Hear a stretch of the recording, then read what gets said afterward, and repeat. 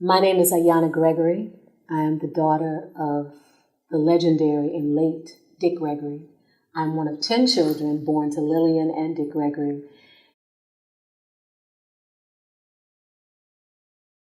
There's so much that I can say about what he planted inside of me and my siblings. I would start by saying that I am a performing artist, an activist, and an educator. And so much of what I do and how I do is directly and inextricably tied to my father, his lessons, and his legacy. I can remember as a child that more was expected of us than our peers. I remember that one of these things was not like the others. I knew that I wasn't like my peers, and there were times that I wanted to be like everybody else, but there was a responsibility and an accountability that even as a child, I felt and I knew. But the bigger piece was that I understood that it was a tremendous blessing and an honor. I went to Howard University. I studied sociology and African studies. And I wasn't sure what I was going to do. I just knew that I wanted to be a part of the bigger picture of helping to progress the planet to the next level of love and evolution. But I didn't know how. And I remember this pivotal moment when we were trying to get the teenagers to take their headphones off because we knew the messages in the music that they were listening to were so disconnecting from who they really were. And I said, Ayanna, if you can get inside the headphone. That's it, teacher. I began to understand that life is simple and we make it hard. We figure out sooner or later that we go all the way around the world only to discover that we want to come home. And so me coming home was understanding that the gifts that the Creator gave me, the gifts that my mother Lillian Gregory and my father Dick Gregory, that they planted in me at an early age were the gifts that would turn into the creation and the fruition of something way bigger than me. And I realized, I'm not the creator of this. This is me being a vessel through which the Creator comes to do the work. It ties directly back to his legacy. It ties directly back to everything he always taught us as children. We didn't learn religion at the home. We learned spirituality. We grew up on a 300-acre farm in Plymouth, Massachusetts. Everybody, including us, thought he was crazy. It's like, Daddy, what in the world are you thinking? You moved 10 black kids and a wife from the south side of Chicago all the way to Plymouth, Massachusetts in the bush. And I didn't understand at the time how instrumental that upbringing would be in my understanding of God living in me. It taught us the power and the magic of the Creator in the universe. And he taught us the power of humility. He taught us that everything that we were looking for, that we had it first. And I was on my way to India for the first time. And he said, so you're on your way to India, huh? And I said, yeah, Daddy. I said, I know you've traveled the world and you've been to India many times. Are there any recommendations or suggestions that you have for me? And he said, are you going to the Taj Mahal? And I said, yes, Daddy. He said, remember one thing, baby girl. If you don't take it with you, you won't find it there. It took me a couple days to get it because you know that Dick Gregory wisdom. It's going to take you a minute to sink in, but there were so many moments that particular soundbite hit me for years to come. Everything that we see in one way or another is a reflection of who we are.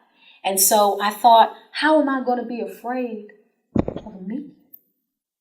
And it was just brilliant. His wisdom, it's timeless. It is healing. It's empowering. And I've never seen a truth teller like him. I've never seen a man who could get away with saying whatever he wanted to say, wherever he wanted to say it. I've seen him walk into audiences and curse everybody out, and everybody come up to him afterwards and thank him and hug him for it. And I didn't understand when people coming up to me like, no, your daddy blessed me. This is what we needed. This was the wake up. This is love, honey. So if you feel too peaceful in this environment, you're not going to be moved to make the change, to make a difference, to stand up and be the change. We are at a time in our lives that we have never seen before. And all of the things that exist today are not new. It's just that those of us who have not lived as long as my father have lived are just seeing some of these things that we didn't know existed. I mean, I was aware of things just because I grew up in a family, a human rights family, a civil rights family. But in terms of the rest of the world, you still had people not too many years ago saying that we lived in a post-racial society. So the universe said, let me give you some reminders. In the midst of this chaos, in the midst of the hatred, in the midst of the negativity, understand that the darkness is on its way out. It is trying to take you with it if you're willing. When something is on its way out and knows it, oftentimes it goes out kicking and screaming. And that's what we're seeing. We're seeing the kicking and screaming tantrum of the darkness on its way out. The beautiful thing is, if it's on the way out, the light is ushering what is on the way in. The healing movement that has been underground is becoming above ground. What you focus on is what will grow. And so for those who want to make a difference on social media, spread love, spread the healing, spread the things that you want to grow, spread the things that you want to make the difference. Because oftentimes we have a tendency to talk about and share and spread the things that we don't want. Remember that everything that comes out of your mouth, everything that you share is an affirmation.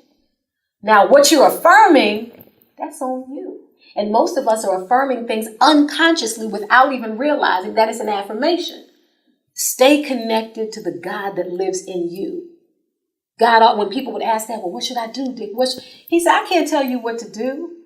But what I can tell you is that there's a God force inside. Listen. If you heard him say anything, you heard him say, shut up and listen. He wasn't talking about just shut up and listen to him. He was saying, shut up and listen. Put the phone down. Turn the computer off. Forget about the sound bites, the tweets, the Instagram posts. Forget about the likes. Forget about all of that. Put your ear to the ground. Put your bare feet on the soil. And feel it. And there's a rhythm. There's a rhythm he had as a comedian, right? And that same rhythm was the rhythm that he had as a spiritual king, as a warrior. He felt it. He felt something that was bigger than him, that was coming through him. He gave up millions of dollars, many millions of dollars, when it was the most difficult time for him to do that.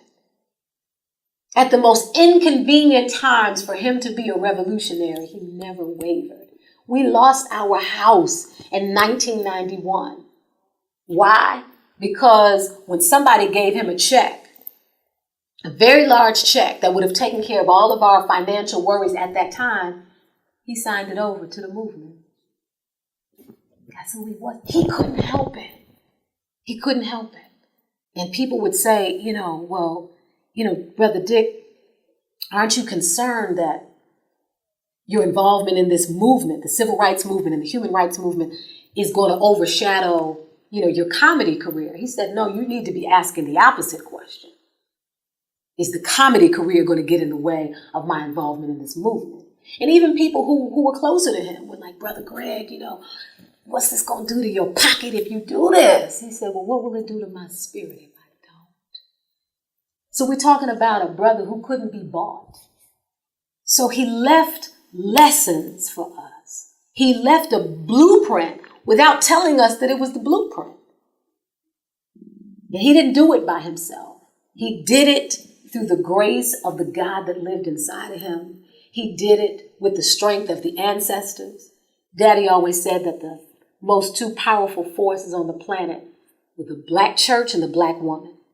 He credits my mother Lillian with everything. My father would not have been alive this long if it had not been for my mother. He lived to be just about 85 years old. My mother protected him. She saved him. And there will never be another like him. And everybody has an important place in the unfolding and the story of the history of the planet and the universe. And so while there will never be another like Dick Gregory, there will be another you.